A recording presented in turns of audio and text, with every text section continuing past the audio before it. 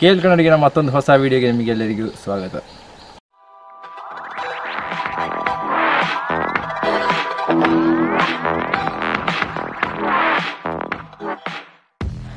ಇವತ್ತಿನ ವಿಡಿಯೋದಲ್ಲಿ ನಮ್ಮ ಮನೆಯ ಕಿಚನ್ನ ಅದೇ ರೀತಿ ಬಾತ್ರೂಮಿನ ನೀರು, ಹೊರಗೆ ಹೋಗುವಂತಹ ನೀರು ನಾವು ಓಪನ್ ಆಗಿ ಡ್ರೈನೇಜಿಗೆ ಕೊಟ್ಟಿರ್ತೇವೆ ಅಥವಾ ಯಾವುದಾದ್ರೂ ಒಂದು ತೆಂಗಿನ ಬುಡಕ್ಕೆ ಕೊಟ್ಟಿರ್ತೇವೆ.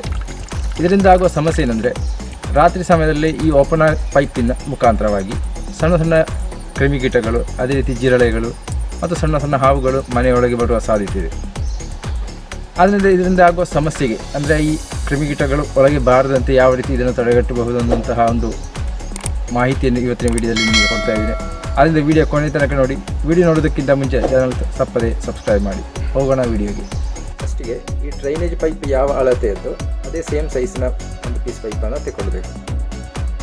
ನಂತರ ಈ ಪೈಪನ್ನು ಒಂದು ಕ್ರೋಸ್ ಕಟ್ಟಿಂಗ್ ಮಾಡಬೇಕು. ಅಂದರೆ 45 ಡಿಗ್ರಿಯಷ್ಟು ಕ್ರೋಸಿಗೆ ಒಂದು ಕಟ್ಟಿಂಗನ್ನು ಮಾಡಬೇಕು. ಈ ರೀತಿ ಮಾರ್ಕ್ ಮಾಡಿದನಲ್ಲ ಅದೇ ರೀತಿ ಕಟ್ಟಿಂಗನ್ನು ಮಾಡಬೇಕು.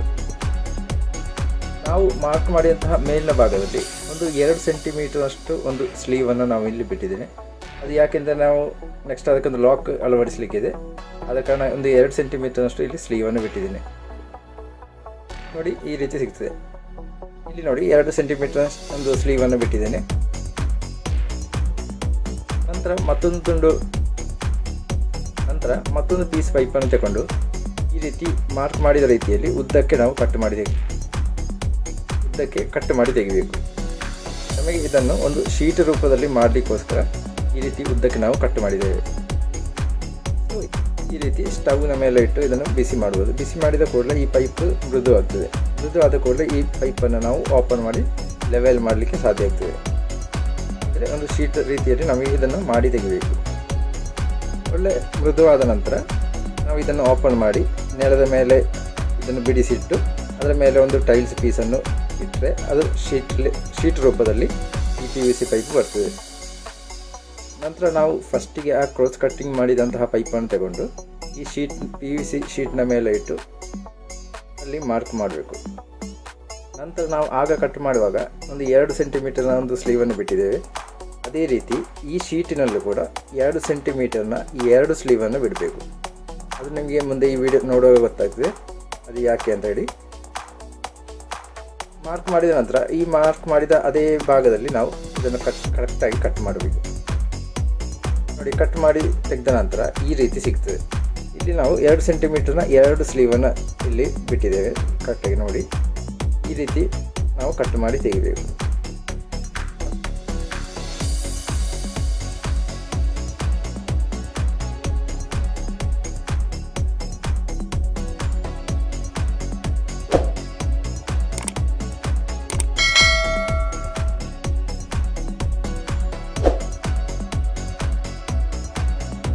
ನಾವು ಆಗ ಬಿಟ್ಟಂತಹ ಸ್ಲೀವನ್ನು ಬಿಸಿ ಮಾಡಿ ಅದನ್ನು ಬೆಂಡ್ ಮಾಡಿ ಅದಕ್ಕೆ ನಾವು ಸರಿಗೆಯ ಪೀಸನ್ನು ಸಿಕ್ಕಿಸಿದ್ದೇವೆ.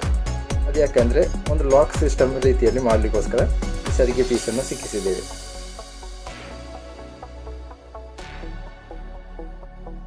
ನಂತರ ಈ ಮುಚ್ಚಳ ಭಾಗದ ಸ್ಲೀವನ್ನು ಕೂಡ ನಾವು ಈ ಕ್ಯಾಂಡಲ್ನ ಸಹಾಯದಿಂದ ಅಂದರೆ ಬಿಸಿ ಮಾಡಿ ಇದನ್ನು ಆ ಸರಿಗೆಯ ಒಳಗಿಂದಾಗಿ ಬೆಂಡ್ ಮಾಡಿ ತೆಗಿಬೇಕು.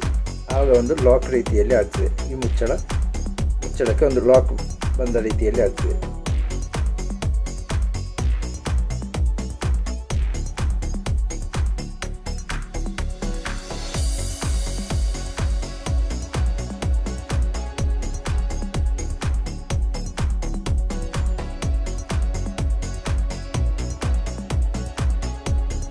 ನಮ್ಮ ಇಲ್ಲಿ ವರ್ಕ್ ಕಂಪ್ಲೀಟ್ ಆಗಿದೆ. ನಿಮಗೆ ಇಲ್ಲಿ ಕಾಣ್ಬೋದು ಯಾವ ರೀತಿ ಇದು ಓಪನ್ ಆಗ್ತದೆ, ಯಾವ ರೀತಿ ಕ್ಲೋಸ್ ಆಗುತ್ತದೆ ಅನ್ನುವಂಥ ರೀತಿಯಲ್ಲಿ.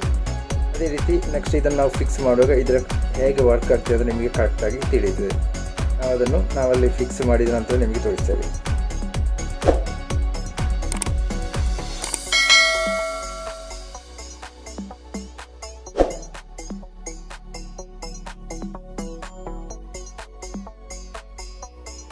ನಾವೀಗ ಡ್ರೈನೇಜ್ ಪೈಪ್ ಇರುವಂತಹ ಭಾಗಕ್ಕೆ ನಾವೀಗ ಬಂದಿದ್ದೇವೆ.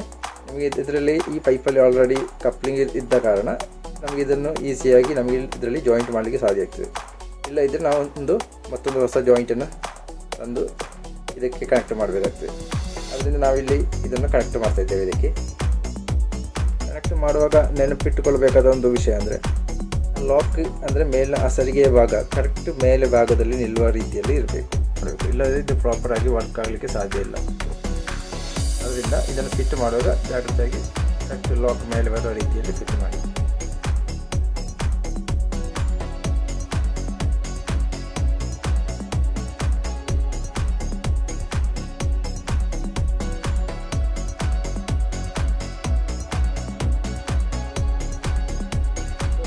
ಇಲ್ಲಿ ಫಿಟ್ ಮಾಡಿ ಆಯಿತು. ನೆಕ್ಸ್ಟ್ ನಾವು ಇಲ್ಲಿ ಬಾತ್ರೂಮಿಗೆ ಹೋಗಿ ಒಂದು ಬಕೆಟ್ ಅಂದರೆ ಅರ್ಧದಷ್ಟು ಬಕೆಟ್ ನೀರನ್ನು ನಾವಿಲ್ಲಿ ಈಗ ಈ ಬಾತ್ರೂಮಲ್ಲಿ ಒಯ್ತಾ ಇದ್ದೇನೆ. ಆಗ ನಿಮಗೆ ಕಾಣ್ಬೋದು ಇದರ ಔಟ್ಪುಟ್, ಈ ನೀರು ಯಾವ ರೀತಿ ಹೊರಗೆ ಬರ್ತದೆ ಅನ್ನೋದು. ಸೊ ನಾನಿಲ್ಲಿ ಈಗ ಒಂದು ಅರ್ಧ ಬಕೆಟ್ನಷ್ಟು ನೀರು ಈ ಬಾತ್ರೂಮಲ್ಲಿ ಒಯ್ದಿದ್ದೇನೆ.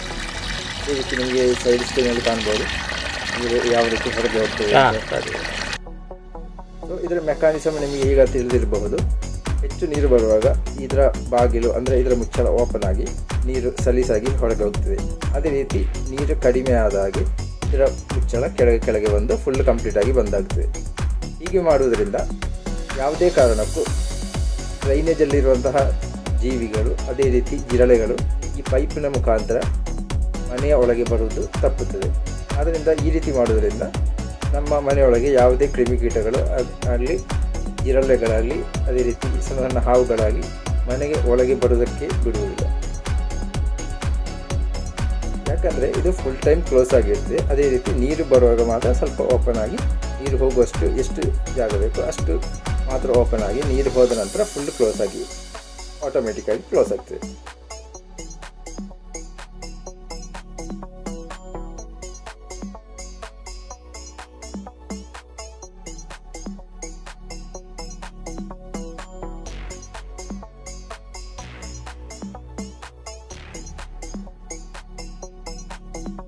ಈ ವಿಡಿಯೋ ನಿಮಗೆಲ್ಲರಿಗೂ ಇಷ್ಟ ಆಯಿತು ಅಂತ ತಿಳ್ಕೊಂಡಿದ್ದೀನಿ. ಇಷ್ಟ ಆದರೆ ದಯವಿಟ್ಟು ಈ ವಿಡಿಯೋವನ್ನು ಲೈಕ್ ಮಾಡಿ, ಶೇರ್ ಮಾಡಿ, ಕಮೆಂಟ್ ಮಾಡಿ. ಮುಂದೆ ಮತ್ತೆ ಇಂತಹ ಮತ್ತೊಂದು ಹೊಸ ವಿಡಿಯೋ ಜೊತೆಗೆ ಭೇಟಿಯಾಗೋಣ. ಅಲ್ಲಿ ತನಕ ಟೇಕ್ ಕೇರ್. ಬಾಯ್ ಬಾಯ್.